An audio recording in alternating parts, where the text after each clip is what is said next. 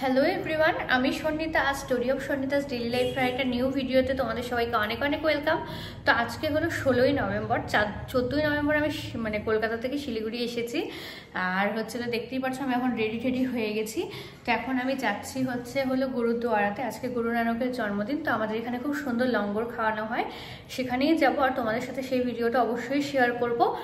আর ছাদে তিনতলায় এসে আমি আমার ব্লগের ইন্ট্রো দিচ্ছি, কারণ নিচে এত চিল্লাচিল্লি যেহেতু আজকে পূর্ণিমার পূজাও আছে, তো তার জন্য তো তোমাদের সাথে ভিডিওটা শেয়ার করবো। তোমার ভিডিওটা দেখতে থাকো। আর ভিডিওটা যদি অবশ্যই ভালো লেগে থাকে তাহলে আমার চ্যানেলটাকে অবশ্যই লাইক কমেন্ট সাবস্ক্রাইব করতে কিন্তু একদমই ভুলো না। তো দেখা হচ্ছে, চলো রাস্তায়, টাটা। তো আজকে যেহেতু পূর্ণিমার পুজো, তো আমাদের বাড়িতে প্রত্যেক পূর্ণিমাতেই পুজো হয়। তো আজকে আমরা খিচুড়ি আর ফুলকপি আলুর তরকারি করেছি। তো এই যে দেখো, এক কড়াই খিচুড়ি আর এখানে ফুলকপি আলুর তরকারিটা হচ্ছে। তো এগুলো হতে থাকুক। খিচুড়িটা আমিই রান্না করেছি। তো এখন রান্না করে রেডি হয়ে গেছি। নিচে বৌদিও চলে এসেছে। তো বৌদি, দিদি আর আমি তিনজন মিলে আজকে যাব গুরুদুয়ারা। এই যে নিচে দিদি আর বৌদি দাঁড়িয়ে আছে, টোটোর জন্য ওয়েট করছে। এই যে দেখো, নিনু তোমাদের সবাইকে কিন্তু হাই করছে। নিনুকে হাই করে দিও তোমরাও কমেন্ট সেকশানে। তো এই যে দেখো, দিদি কিন্তু খুব সাজুগুজু করেছে। আর দিদি দেখছে যে আমি ব্লগ করছি, দিদি আর বৌদি। আর আমাদের শিলিগুড়ির 70% মানুষই আজকে যেহেতু গুরুদুয়ারাতে যাচ্ছে, তো এখানে কিন্তু আমাদের বাড়ির সামনে অনেকক্ষণ ওয়েট করার পরেও আমরা টোটো পাইনি। তো তার জন্য আমরা ভাবলাম যে বাড়ির পাশের গলিটাতে একটু যাই, যদি ওখানে টোটো পাওয়া যায়। এখানে অপেক্ষা করতে অলমোস্ট 15-20 মিনিট হয়ে গেল, কিন্তু আমরা টোটো কিন্তু একটাও পেলাম না। তো এখন আমরা স্বামীজি মোড়ের রাস্তাটার দিকে যাচ্ছি, যে ওখান থেকে যেহেতু গুরুদুয়ারার রোডটা একদম সোজা হবে আর তাড়াতাড়ি হবে, ওখান থেকে আশা করি টোটোটা হয়তো পাওয়া যাবে। আর যে দেখতেই পাচ্ছ আমার কপালে কত বড় একটা মশা কামড়েছে, যে একদম ফুলে গোল টিপের মতন হয়ে গেছে। আর আমাকে কীরকম লাগছে সেটা কিন্তু কমেন্ট সেকশানে তোমরা অবশ্যই জানিও, যে আমি এই সাজুগুজু করেছি, আমার সাজুগুজুটা কীরকম লাগছে। তো অনেকক্ষণ অপেক্ষা করার পরে কিন্তু আমরা টোটো পেয়ে গেছি। এই যে দেখো, আমরা দুজন এই পাশে বসেছি আর ওই পাশে বৌদি বসেছে। বৌদি যেহেতু কোমরে পেন আছে, তাই অপোজিট সাইডে বসেছে। যেহেতু অপোজিট সাইডে টোটোতে একটু ঝাঁকিটা কমই লাগে। আমাদের বাড়ি থেকে 10 মিনিট লাগবে টোটোতে গুরুদুয়ারাতে যেতে। এবার রাস্তায় যদি জ্যাম হয় তাহলে একটু বেশি সময়ও লাগতে পারে। তো যাই হোক, আমরা পৌঁছে যাব। তো গুরুদুয়ারাতে আজকে যেহেতু লঙ্গর দেওয়া হয়, তোমাদের আগেই বললাম। তো গুরু নানকের জন্মদিনে আমাদের এখানে কিন্তু গুরুদুয়ারাতে খুব ভালো টেস্টি খাবার খাওয়ানো হয়। আর প্রসাদ তো সবসময় খুব টেস্টি হয়। তো তার জন্যই কিন্তু আজকে আমরা যাচ্ছি। আর গুরু পূর্ণিমা যেহেতু আজকে ফ্রাইডে পড়েছে, ফ্রাইডে, স্যাটারডে, সানডে 3 দিন ছুটি থাকে। তো তার জন্য ভাবলাম যে এই ছুটির দিনটাকে একটু কাজে লাগানো যাক, একটু গুরুদুয়ারা থেকে ঘুরিয়ে আসা যাক। কিন্তু গুরুদুয়ারাতে কতটা পরিমাণে ভিড় হবে আমরা জানি না। আমরা যখন যাচ্ছি তখন বাজে অলমোস্ট 3টের মতন, তো বেজেই গেছে, ওই 2:45 এরকম বাজে।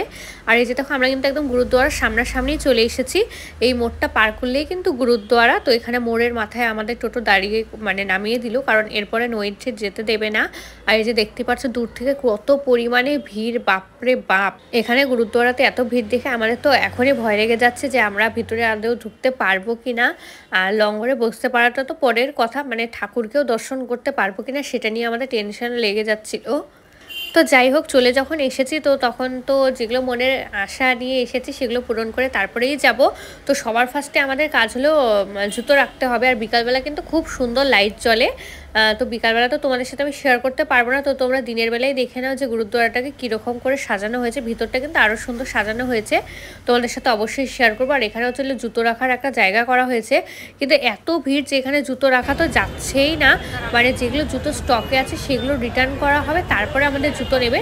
তো আমরা ভাবলাম যে এতক্ষণ লাইনে না দাঁড়িয়ে আমরা পাশেই এক জায়গায় রেখে দিই, নিশ্চয়ই চুরি তো কেউ করবে না।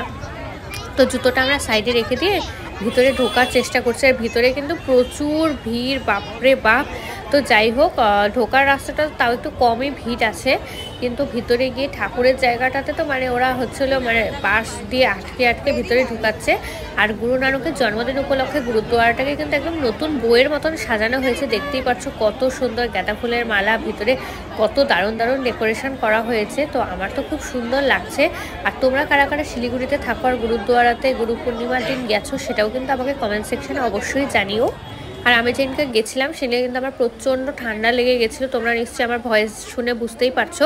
আর গুরুদুয়ারাতে আসলে কিন্তু মাথায় কাপড় দেওয়াটা কম্পালসারি। আর আমি যে চুড়িদারটা পরেছিলাম সেটার ওড়নাটা এতটাই স্লিপি যে মাথার মধ্যে ওড়না থাকছিলই না। আর ওড়না যদি না থাকে ওরা কিন্তু খুব বকাবকি করে, ওড়না থাকতেই হবে। তো যাই হোক, এই যে আমরা ভিতরে ঢোকার রাস্তায় চলে এসেছি।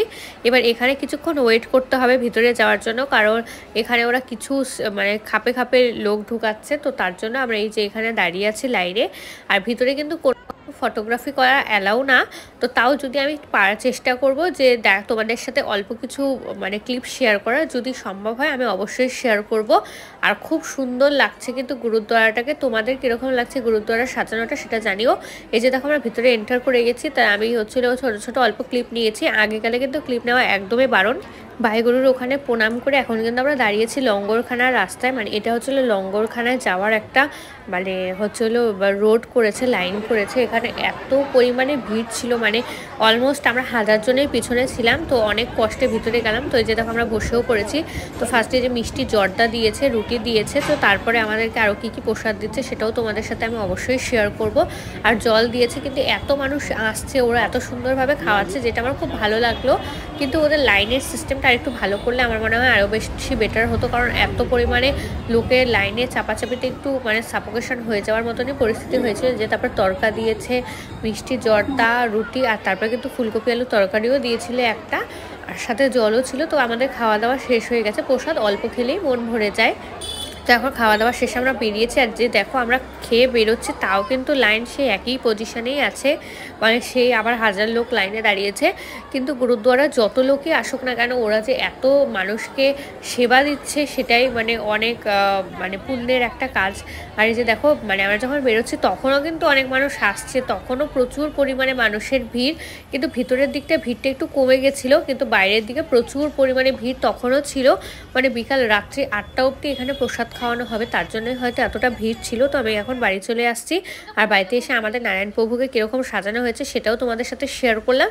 আর আমার ভিডিওগুলো যদি ভালো লেগে থাকে আমার চ্যানেলটাকে অবশ্যই সাবস্ক্রাইব করে দিও, আর পাশে থাকা বেল আইকনটাকে অবশ্যই ক্লিক করে দিও। দেখা হচ্ছে আমার নেক্সট ভিডিওতে। টাটা।